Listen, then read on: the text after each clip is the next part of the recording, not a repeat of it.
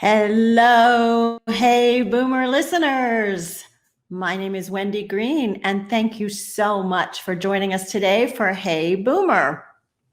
My guest today is Brandi Blizzard, and Brandi is the Regional Director of Engagement and Training for the Arbor Company, which is a management company for senior living facilities.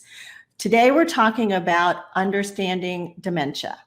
And this is not an easy topic, at least for me, and I think for many people, this is not an easy topic, but Brandi has so much experience and empathy and warmth and kindness that it's going to make it much easier for us to have this conversation, to get our questions answered, to feel a sense of understanding and security because of the information that Brandi is going to share with us. The Hey Boomer broadcast that we do weekly on Facebook has brought some really interesting and educational and amazing speakers. We've talked about retirement. We've talked about parenting adult children. We've talked about unintended positives. We've talked about travel during the time of COVID, so many different topics. And I really want to continue growing this community, and I need your help. So how can you help? Well, at the top of the Hey Boomer page, you can click on like to like the page and follow the page. There's also a button up there where you can send me your email address, and then I can put you on the reminder list so you'll know easily how to find us every Monday. You can also help by contributing to the conversation. The chat box is always available to you, and we really want you to be an active part of the community. And then, of course, you can like and share what you're hearing. That always helps by giving us a like or a heart. And then if you want to share this with somebody that wasn't able to join today, you can tag them in the comments, and it will show up for them to go ahead and follow. So being part of the Hey Boomer community means that you are an interested, active, involved member of the community, and you are interested in people and conversations and learning and growing. And so when you listen to our guests, you may get some new ideas. You may just be entertained and enjoy the stories that they tell. You may decide that this is something that you want to pursue in a volunteer situation. So there's a lot of things that can come out from your involvement in the community. So please join our conversation today. Brandi has very kindly offered to share her email address and her coworker's email address. So we will try our best to get to all of your questions, because there's a lot of questions around dementia. If we're not able to get to them, you can either continue to leave the questions and I will forward some on to Brandi, or you can email her or Kelly with some of your questions and then get on their email list and notification about things that are coming up. So let me bring Brandi on. Hey, Brandi. Hey, Wendy. Hey, everybody. So Brandi has been employed at the Gardens at Eastside Assisted Living Community for the past 18 years. And as I mentioned, she is currently the Regional Director of Engagement and Training for the Arbor Company. Brandi is passionate about educating caregivers of those with dementia to make the experience more successful and peaceful for all involved. Brandi has been providing training to care staff, families, and to the greater community for over 10 years through two programs, one, Understanding Dementia workshops, and the other, the Dementia Live experience, which is where she can tell us more about that, but it's where you experience as the caregiver what it might be like to be the person with dementia. Brandi is certified as a dementia care specialist by both the Crisis Prevention Institute, as well as through direct training with Teepa Snow, one of the world's leading experts on dementia training. Brandi is a lifelong resident of the upstate. She is married and has 4 children. She is very active in her church community, and she and her husband, Tom, have been very active in the foster care community. And in fact, their 2 youngest children were adopted out of foster care. So thank you, Brandi, for being with us. And I'm really excited to get started with this conversation with you today. Yeah, thank you so much for the opportunity and asking me to join you. And I'm just excited today to be with all the viewers and look forward to hopefully sharing something that each of you will be able to take away. And as Wendy said, post our conversation, we're here to answer any questions you might have or support you. Yes, and I know this is going to be so amazing. So, obviously you have a lot of experience with this and a lot of training. Can you tell me how you got started down this path of working with people with dementia? Yes. So 18 years ago, when I entered into this career field working with seniors here right in the upstate at the Gardens at Eastside, I immediately fell in love with the senior adults and working in this community, and just knew that it was going to be the place for me. I really became more passionate on the training side, that as we were working with our residents specifically that had dementia and memory care related issues, just learning myself and having that experience with learning with Teepa. So when our community was first here, we had the privilege of actually having Teepa here working alongside us in all of our communities and getting direct training with her. And I just remember all those aha moments that I was having as I was learning about dementia and how to care for those. And I knew right then that I wanted to be able to offer that to others and continue to spread this education and awareness and help people. So did you design this Understanding Dementia and the Dementia Live Experience training?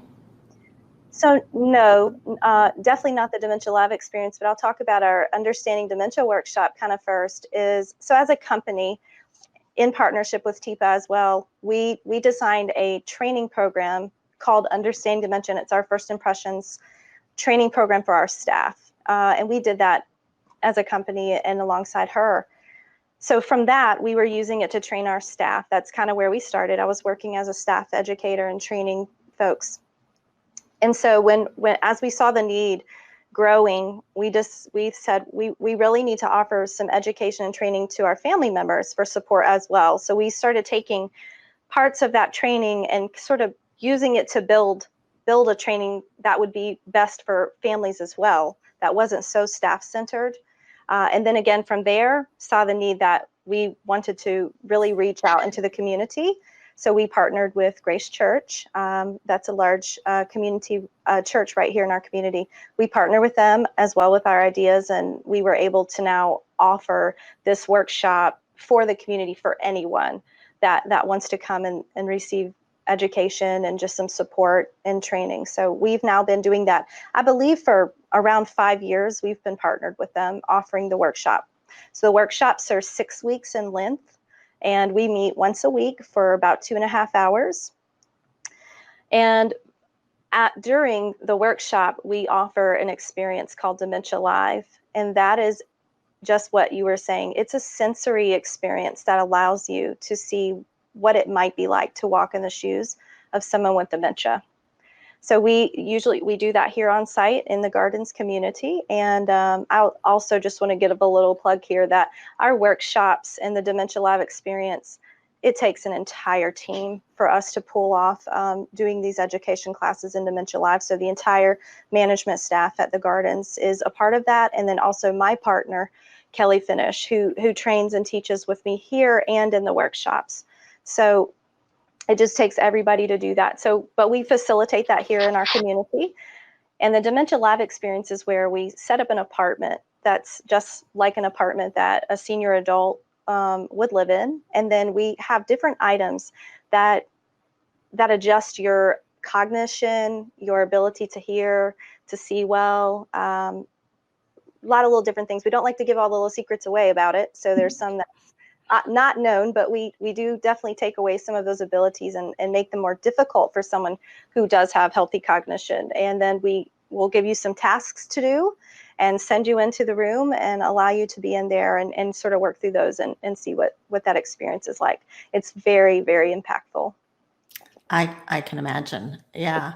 In fact, that kind of leads me into the question, that we all have of when we walk into a room and we're like, oh, why am I here? What was I coming here to do? Or you see somebody that you know them and you cannot remember their name. And so once you reach the age of the baby boomers, a lot of us start to think, is this a sign that something's wrong? So can you talk about that a little bit? Of course.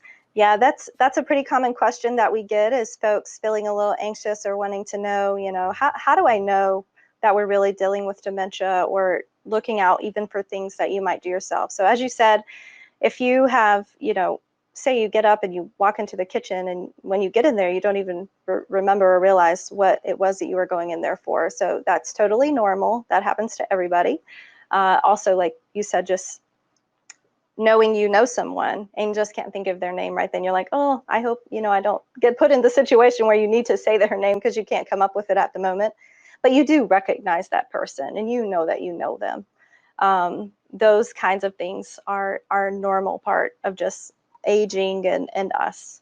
So I think, would you like for me to talk a little bit about what are some of the top sort of early warning signs of dementia?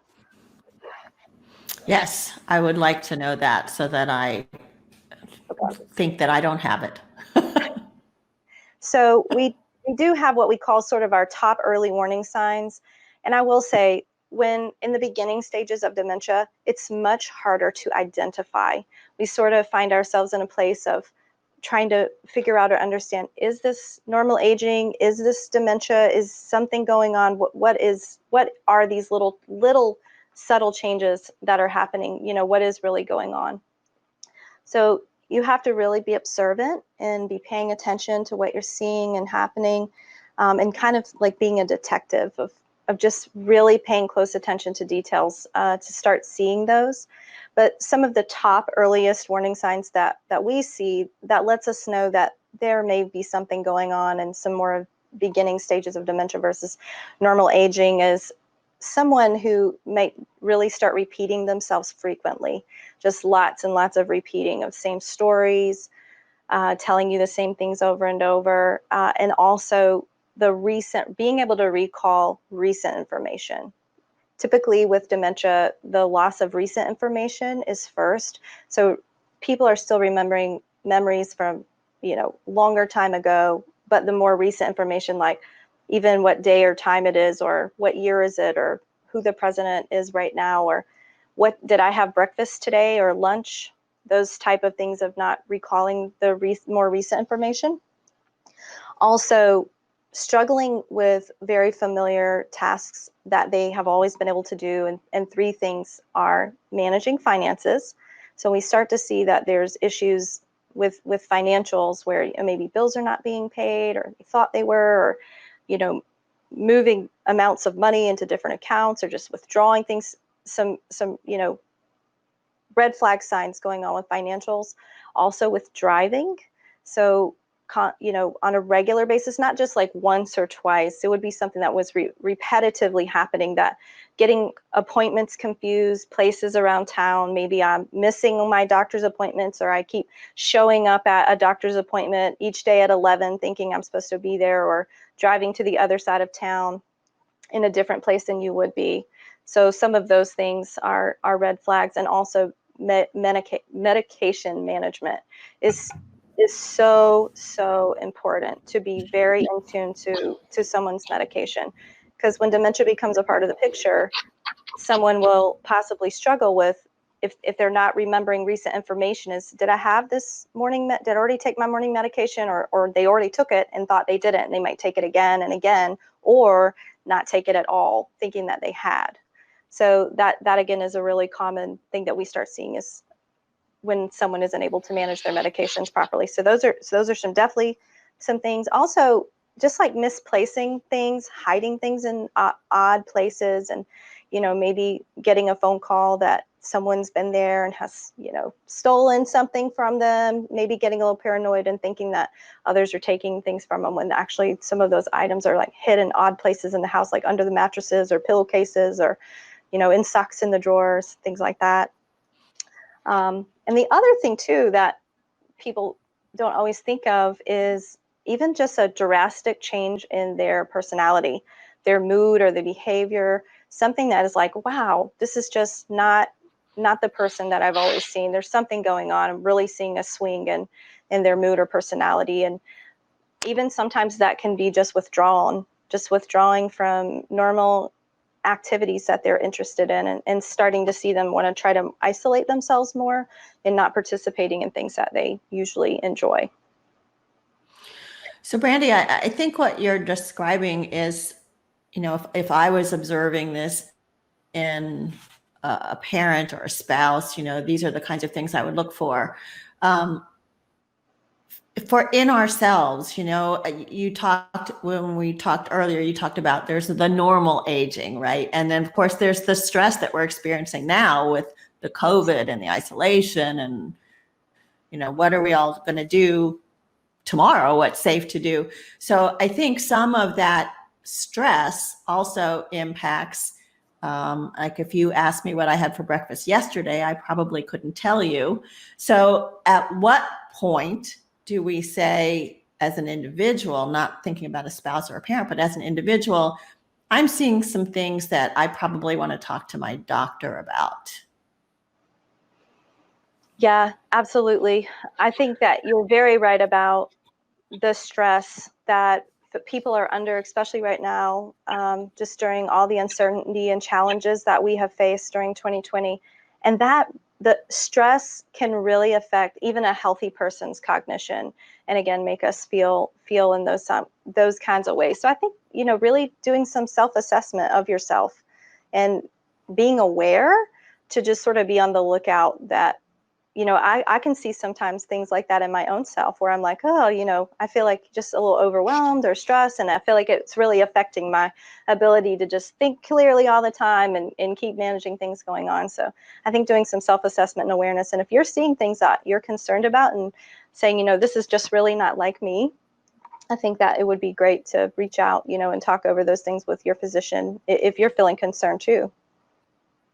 But I think but with a normal person's healthy cognition, you're able to step back and self-assess. You can step back and sort of see. Sometimes it takes somebody to maybe say, hey, I think maybe you're feeling really stressed right now. I'm seeing some of these things. Are you okay? So if you might have some friends or neighbors or families who are asking you that might prompt you to do some self-assessment. But with someone with dementia, being able to self-assess their situation, what's going on, and saying, hey, there's something going on and I need to get help. That's where the difference is, I think, that them not being able to do that. Yeah, that's what I was talking to somebody earlier, and that's what they said. They're like, if you're thinking about it, if you're aware of it, then you probably are not the patient. So I will say, in the early stages, that someone's awareness of having dementia can definitely be there, especially in the beginning stages, as you may be going through doctor's appointments or even realizing that there's changes going on. So oftentimes someone can verbalize and say, I know that I have changes going on, or they might even say, I just feel like I'm losing my mind right now. I don't know what's going on with me. So there is some self-awareness. Mm-hmm. Just a reminder to enter questions in the chat so that we can continue this conversation. But something else, Brandi, most of us, when we think about dementia, we think about Alzheimer's. And as I was looking through your training materials, I was not aware there were so many different types of dementia. So my question is it important for the caregiver to know what type of dementia their spouse or partner or somebody that their loved one might have? Yes. So, and I think even back, years and years ago when I started into this was actually one of those light bulb moments for me that I was like, wow, is when I learned that dementia was really a broad, really a broader umbrella term, and that Alzheimer's is a type of dementia, and that there were over 70 different types of dementia that someone could have. I just had no idea. So there are lots of types of dementia. There's some that are more common that we hear a lot. Alzheimer's is being one of those. That's one of the most commonly diagnosed types of dementia. We also hear it very publicized, on television, and for the Alzheimer's Association and for the Alzheimer's Walk that happens each year, even here in the upstate at Fluor Field in October. It's a great event to take part in, so I'd encourage you to do that. But anyway, that's one of the most common types, but there are also other several common types, which are vascular dementia, Lewy body dementia, frontotemporal dementia. So those are just a few. And I think one of the important reasons is to try to help in knowing maybe what type of dementia someone has is, number one, again, going back to just being that detective and really paying attention to what you're seeing, because those different types of dementias can present themselves differently, especially in the beginning stages. You may have someone who can be very clear on things and remembering that dementia is not just a disease of forgetfulness. It's not just about our memories, that it's so much bigger, and there's so much more to it, and it affects the total brain. So I think that's just important to know, and again, paying attention to what we're seeing, because different types of dementia will have different patterns of progression of how they may progress and what you might see. Like a typical Alzheimer's, I like to give some visuals. Hold on, my camera's back. Of Alzheimer's just has a slower, steady decline, and a vascular type dementia is going to be like more staircased, where things will be going well. You might have a vascular episode, take a decline, level out, again decline, level out, and stay the same. So the way that we see it progress and can also be different. And I think the way that we might treat it, even with medications, or how we can help that person, all of those things are important. But we are treating those symptoms and paying attention to what we're seeing and trying to help in the moment of, okay, these are the things that are going on. But the more you can be observant and pay attention to the things you're seeing, and maybe journaling that as you go to the doctor's office with your loved one, or if you're attending those with them, you're able to communicate those details to them, and that helps them to identify possibly more of a specific type of dementia that your loved one or care friend may be going through. And another important thing I just want to say about that is that people also can have what we call mixed dementia, where they not only have one type of dementia, they may have multiple types of dementia at the same time. So I like your idea of journaling about things, because otherwise, yeah. Write it down. Yeah. But understanding what type of dementia your loved one might have, will that impact how you care for them, or the kinds of care that you need to provide for them long term? Very possible, yes. Again, just depending on, what they may be dealing with, what type of dementia, absolutely. Because different people are going to need different types of support, even based on, what type of dementia that they may have. A question came in from the listeners about the role of nutrition in dementia patients, or I imagine it's also in prevention. Is there an impact of nutrition, or brain exercises or things like that can help to prevent the progression or even the onset of dementia? Yeah, absolutely. We would always want to encourage people to be living the most healthy lifestyle that they could, and making sure to get plenty of exercise, cardiovascular exercise. Also, we like to do cognitive games and activities that engage residents cognitively, just to keep those neurons and stuff firing and working well. So I definitely see that when we do those things, you might see someone's their best ability to function better. Of course, I think nutrition is important, and the types of foods and things that we choose to eat can definitely play a role in the prevention and care of someone. Just as lots of diseases and things that people deal with, I think that's optimal. Yeah. So this is an interesting question. that I think probably is challenging for a lot of people. She asks, how would you suggest framing the initial conversation with a loved one when you suspect there may be dementia symptoms showing up? Yeah, that is always so difficult. We have helped lots and lots of families walk through this of, helping, especially like, we were saying earlier, when someone's just in the beginning stages, their awareness is much greater of it, and it's sensitive. You can't just, go in and talk and say, hey, I think that all these things are going on and we need to go to the doctor. So really, I think trying to be as subtle about it as possible. And I encourage families to attend appointments, physical appointments, with your loved one at the doctor. Also, I think it's important to get the right physicians. So having a geriatric physician who has dementia as a specialty that they deal with is also really important. And there's two great groups here in the upstate that I would recommend to you, and that would be the Center for Success in Aging and also Partners in Primary Care. Those are both two groups that have geriatric dementia physicians on staff that are just very knowledgeable and ready to help in that. But, you can even say, it's time for an annual physical or whatever that might be, and attending an appointment with them. And a suggestion I want to give is that instead of talking about it in front of your loved one, because that's hard for them to hear, and it may cause some tension or friction, or, no, I'm not going to the doctor, I'm fine, I don't need you there or in my business, you might have some different reactions. So right. I recommend that you, again, as you're journaling or writing things down, to make a list, write a little note that you could email to the nurse of the physician prior to your visit, or give to them as you arrive.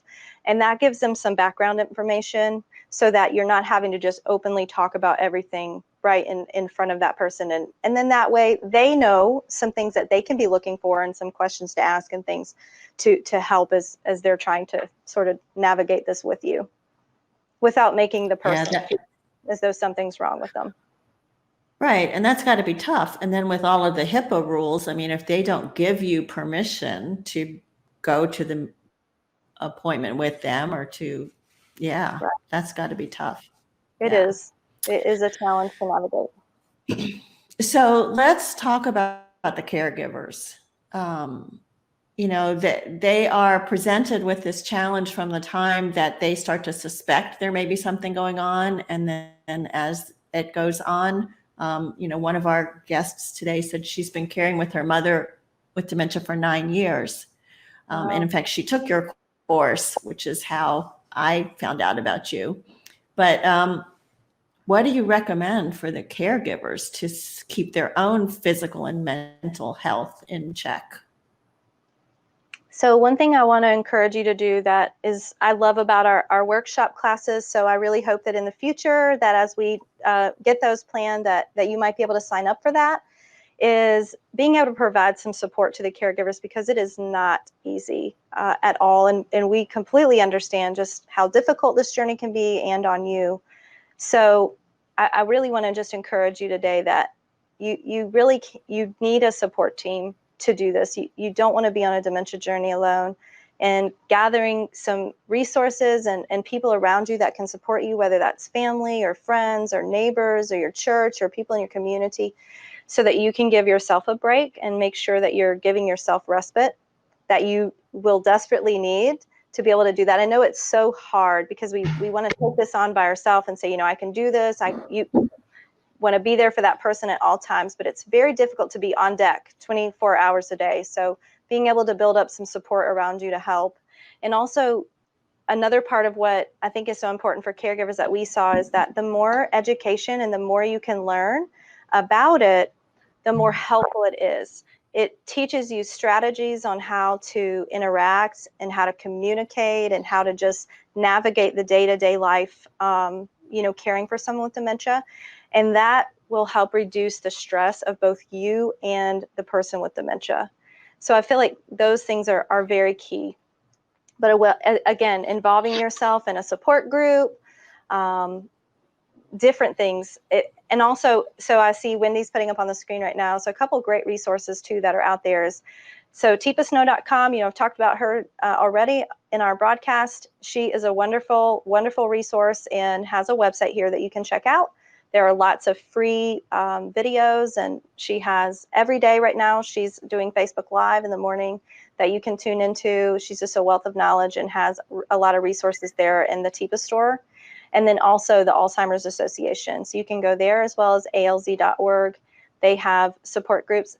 I'm not sure how the support groups are operating right now in COVID, during this COVID time, but they still have a lot of resources available to families and education, and also respite vouchers, so that you can use those vouchers to get some respite for yourself, whether that is respite in a community where you can have your loved one go in and do respite in a community for a period of time, or even having that help and care come to you at home. So those are both also really important.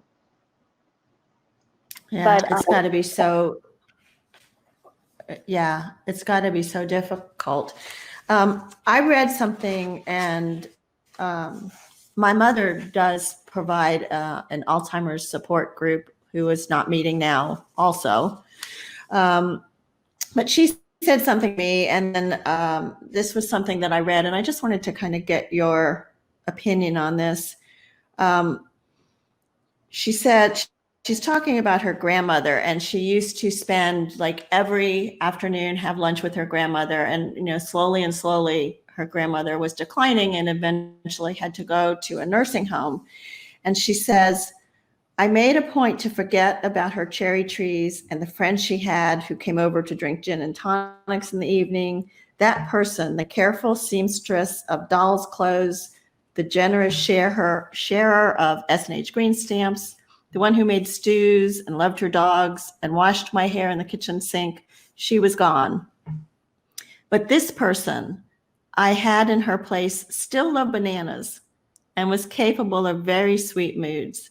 She slept most of her days away, and sometimes I would wake her up and feed her a piece of mango mousse cake that I told myself was her favorite. So I'm just curious about how you respond to that, that the person that you knew is not the same person that you're caring for now, but there's still this great love that you have. How have you seen that play out in your community? Yeah, absolutely. And I do think that's one of the most difficult things that sometimes people struggle with, is feeling the loss of the person that they've always had, and really feeling like they're grieving even that initial, loss as they're seeing those changes. But I would just encourage, something that we say among all of our caregivers and everyone that we work with and do training with, is just remembering that that person is still there. That's still your mom, you're still your grandmother, whoever this loved one might be to you, that person is still there, but they're layered with this disease of dementia, but that person is still underneath. And trying to just find joy in this journey, and finding that person who's still there underneath the dementia. And that does look differently for a lot of people. Sometimes their loved one can remain somewhat the same throughout the disease and still have a lot of similarities and things that they may have done or enjoyed, or their behaviors or personality. But we also see it on the spectrum of, sometimes it's like a complete change, and sometimes for good and sometimes for not good. It really can depend. So someone that might have had a difficult experience with a parent in their younger years in adulthood now are just enjoying and loving the time that they're having with the person and the personality that they're experiencing now. So we've really just had a lot of experience in different ways. Yeah. And I think, like we were talking about earlier, it's just kind of accepting who they are and where they are now, not trying to correct it or make it what it used to be. It's where they are now. Yes, and I love that you brought that up. So in our workshop, part of sort of the tools and training that we like to give people is helping understand, but we really have to meet them where they are right now in that moment, and not using what we call reality orientation. So I'll give you an example. Like, we were having a conversation earlier, and it's very easy to when you're hearing a repeating story or someone saying, oh, I did this today, or when here and you want to say, but you already have been doing that. You've been doing that for 2 weeks, or, you know, Mom, I already talked to you this morning and told you that I was taking you to the doctor at 3 o'clock. I told you that this morning. So it can become easy for us to respond that way and give more of a reaction, but just meeting them in the moment, not making those corrections and trying to orient them back to reality that we've already told them something, or they may have already told us something. When we are listening, we want to hear it like it's the first time we've heard it. And we want to try to let our reactions and our response be to them like, this is the first time I've heard this. Because it doesn't make the person feel very good if we correct something that they've said or done.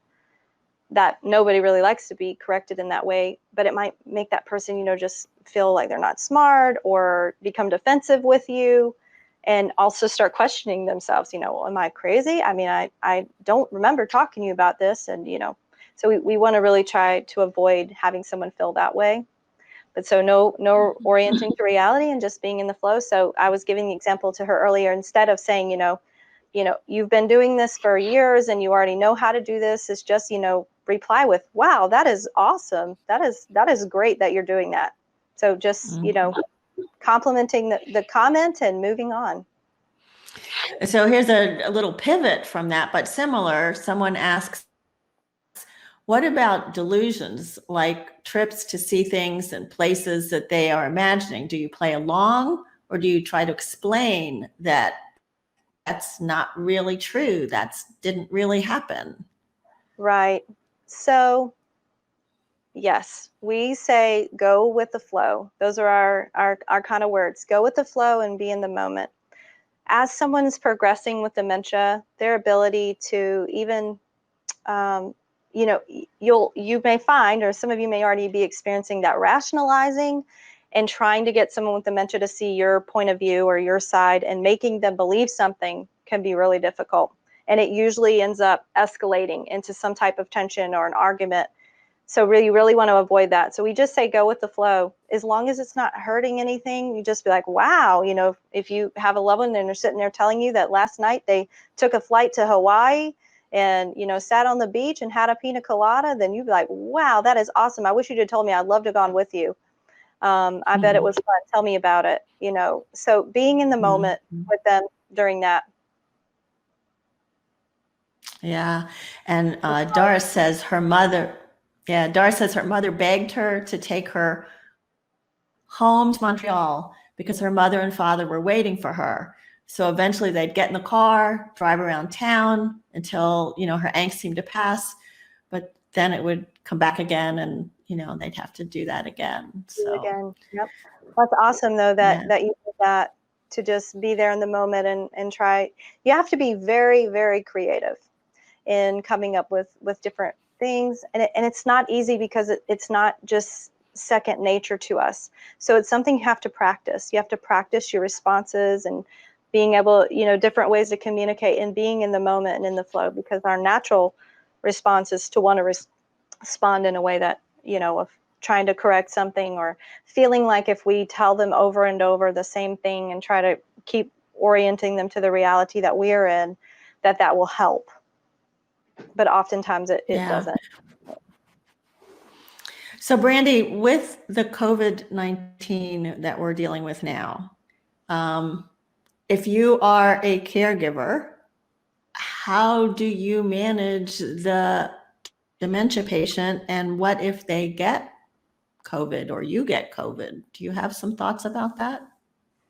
Yes. So of course, with COVID, that has made everything challenging for everyone, caregivers, senior adults, just everyone, you know, everywhere. And of course, there's still so much we don't know that we're just learning each day and just trying to navigate as we move along. So that has become very challenging, you know, for others. And in different situations of, you know, seniors living at home, even versus, you know, like here at the Gardens with our seniors living in our community. So I think that it's important for folks to just be very cautious and protecting your loved ones or someone that might have dementia, and making sure that as you're going and caring for them, that you're wearing a mask and, you know, washing your hands and doing all that you can to protect your loved one or someone you're caring for.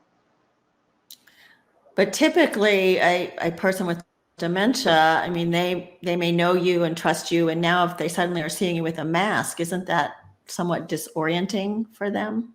Yes, it definitely can be. So a couple things that we've been able to do here, and I've even seen kind of different places is, well, they are making masks that have a clear face part in it so that you can see the bottom part of your face as well, but also having like a picture of yourself, like either like hanging from your name tag or on a necklace that shows your, your full face.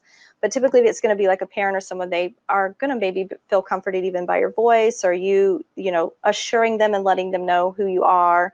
But one of the other tricky parts of that is them being able to keep their mask on and being able to wash hands and stay sanitary and safe.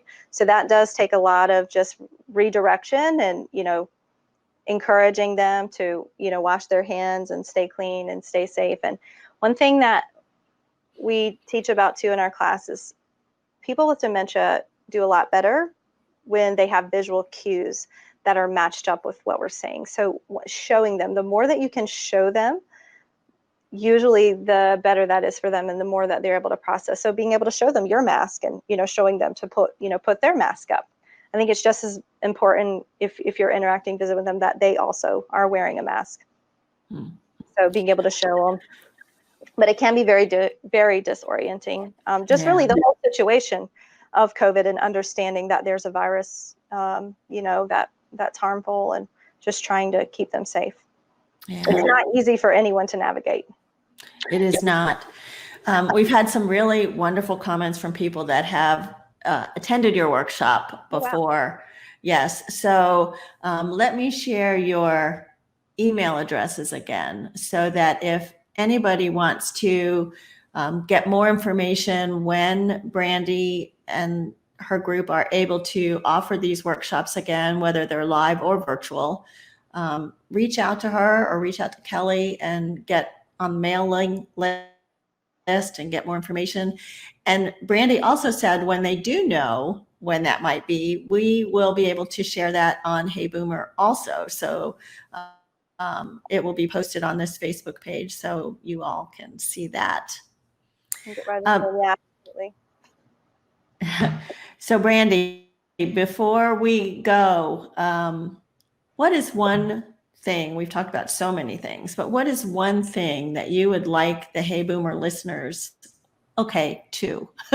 What is one or two? Because I saw that face was like, I can't go on. What are a couple of things you would like the Hey Boomer listeners to take away from this conversation today?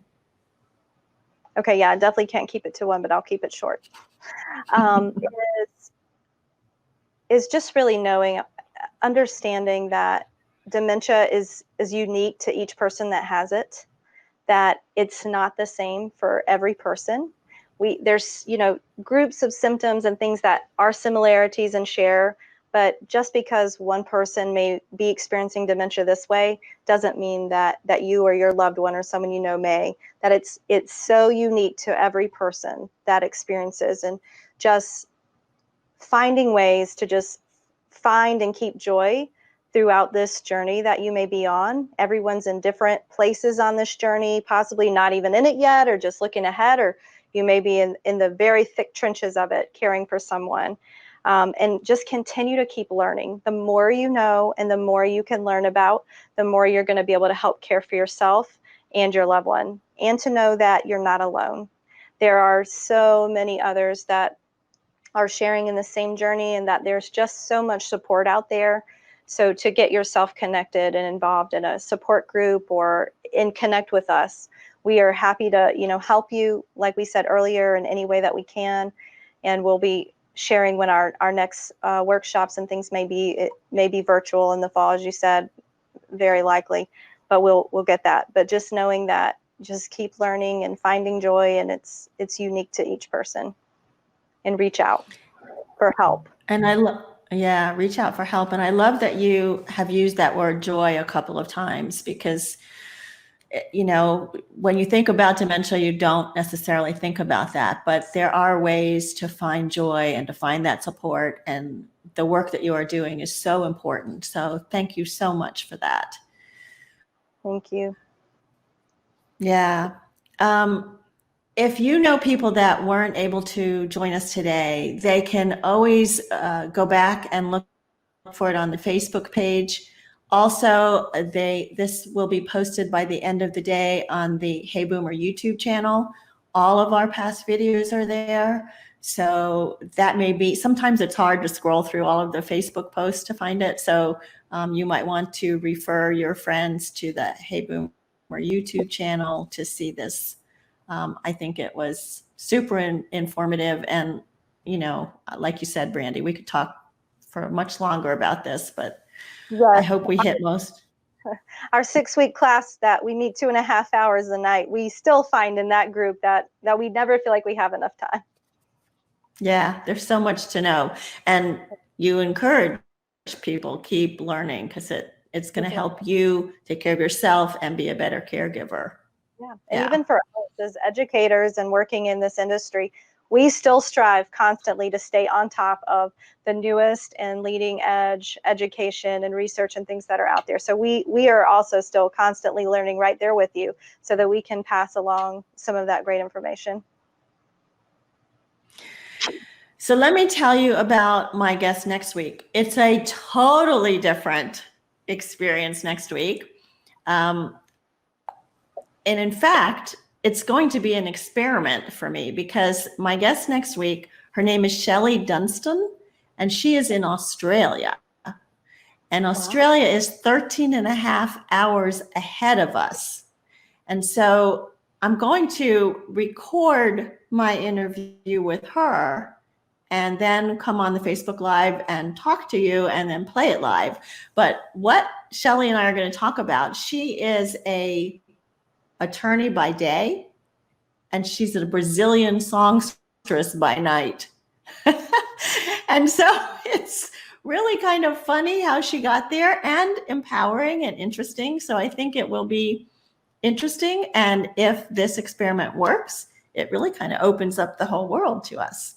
So I'm excited about that. So by the way, when I am not doing this broadcast, I also work with individuals who are working towards planning a relevant retirement. And then I have also found that I am very good at online networking, using social media to build connections and to network. And so I'm offering my services to individual and groups because we can't really meet in person anymore. So if you would like some help on figuring out strategies for online networking, I can work with you on that as well. C.S. Lewis reminded us that we are never too old to set another goal or to dream another dream. So I thank you all for joining me today and joining Brandi. And let's continue meeting weekly to learn, to dream, and to share. I am grateful for all of you. My name is Wendy Green, and this has been Hey Boomer.